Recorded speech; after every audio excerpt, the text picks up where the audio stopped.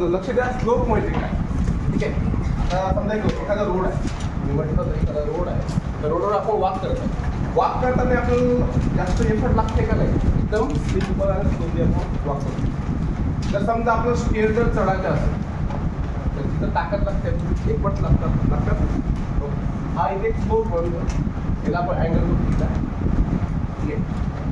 आणि हा जो पॉईंट आहे त्याला आपण x1 y1 म्हटला, हा जो इमेज अँगल पोर्शन त्याला आपण x2 आणि y. स्लोपला कशा डिनोट करतात, it is denoted by m equal to tan. इथं अँगल मिळतो त्याला आपण इन्क्लिनेशन म्हणू, इथं आपण इथे वेळ. ठीक आहे. फर्स्ट. सेकंडमध्ये जेव्हा दोन पॉईंट असते, या दोन पॉईंटचा स्लोप कसा काढायचा, स्लोप ऑफ E काढणार x2 minus y2 minus y1 divide by x2 minus x1. हा फॉर्म्युला आहे तिथं, y2 minus y1 divide by x2 minus x.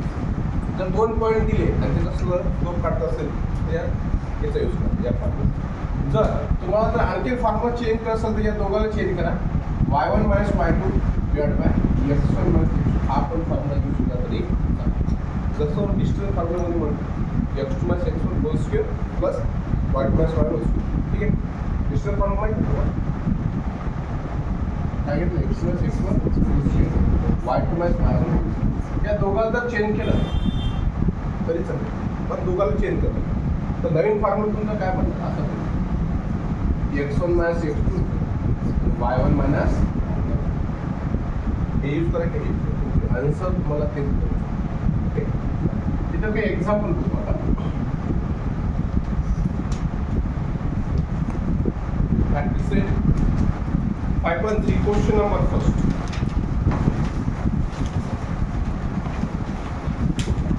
Practice 5.3. Find the scope of this.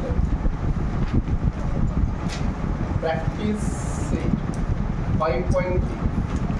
Question first. Find the slope of these lines whose inclination are.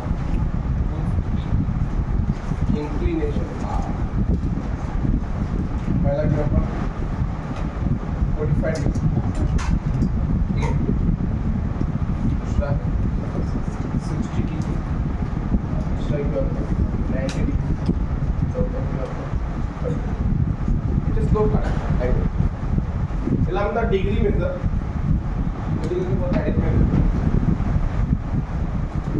तर तो degree दिलेला आहे तुम्हाला, त्याला आपण थीटाने दिलं.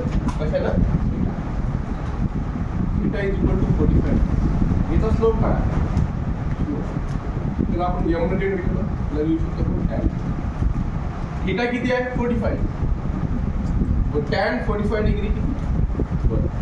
क्लास 9 मध्ये तुम्हाला ट्रिग्नोमेट्रिक टेबल सांगितलं आणि सांगितलं होतं त्या टेबलचा यूज. tan 45 डिग्री मध्ये होते, तसं tan 60. Second example, theta is equal to 60 degree. याचा स्लोप काढायचा आहे. ठीक आहे. Slope m equal to tan theta. Theta किती आहे? 60 डिग्री आहे. तर tan 60 डिग्री किती होईल? √3 tan 60. ओके. थर्ड मध्ये काय? 90 degree. Theta is equal to 90. Slope काढायचा. स्लोप काय भेटणार? tan 90. थीटा घेऊ, थीटा जे लिहिया tan 90 डिग्री. मग tan 90 डिग्री नॉट डिफाईन, त्याला आपण म्हणू आपण इन्फिनिटी. त्याला असं घ्या ते तुला नॉट डिफाईन दिलं तरी आले तर एक 2 मार्क्स आले, जास्त हार्ड नाही. व्हॅल्यू तर फक्त तुम्हाला टेबलच्या व्हॅल्यू माहिती आहे. फोर्थ नंबर घेऊ आपण, थीटा इज इक्वल टू काय? 30 डिग्री. ठीक आहे. स्लोप काढा. स्लोप काय म्हणणार? m is equal to tan theta. हा भेटला tan 30. tan 30 काय भेटतो? 1/, त्या व्हॅल्यूज. आता यानंतर तर नेक्स्ट चॅप्टर तुमचं ट्रिग्नोमेट्री, त्याच्यामध्ये तो टेबल आहे. 9th स्टँडर्डमध्ये झालेलं आहे हे टेबलचे व्हॅल्यू. ठीक आहे.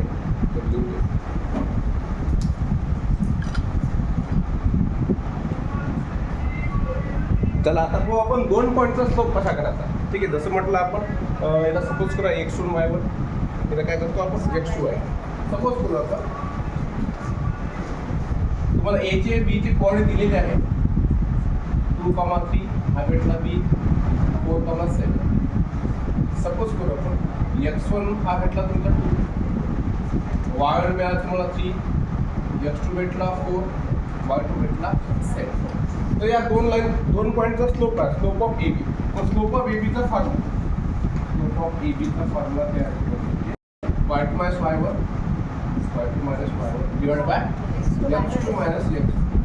तर y2 किती आहे 7, हा काय भेटला 3, 7 minus 3.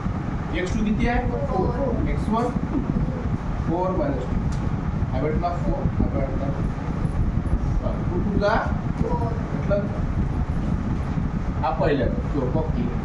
आता दुसरा क्वेश्चन आहे P आणि Q चा. 2 पॉईंट आहे तुम्हाला. सेकंड तर P भेटला आपल्याला -3 1 आणि Q दिला आहे 5, -2. सपोज करू आपण x1 मिळाला तुम्हाला -3, y1 भेटला 1, x2 मिळाला तुम्हाला 5, y2 मिळाला -2. स्लोप ऑफ P दोघांचा स्लोप काय स्लोप ऑफ काय मिळणार y2 minus y1 divided by x2 minus x4. तुम्हाला एकदम इझी आहे, फक्त कॅल्क्युलेशन पार्ट सगळ्यात महत्त्वाचं. ठीक आहे, y2 काय -2 मधामध्ये मायनस आहे, y1 मध्ये x2 किती आहे 5 मायनस ना -2. दोघांचे साइन सेम ॲडिशन होतो मायनस आणि मॅथ्स मध्ये प्लस. तर -3 अपॉन किती मिळाला. ओके,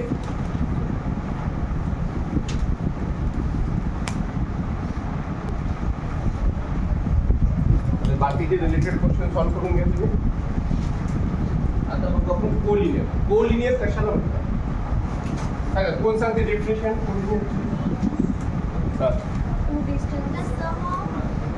नाही ते डिस्टन्स होतो. कोलिनियरचे मेन डेफिनेशन काय, एका लाईनवर 3 पॉईंट आहे, एका लाईनवर 3 पॉईंट आहे.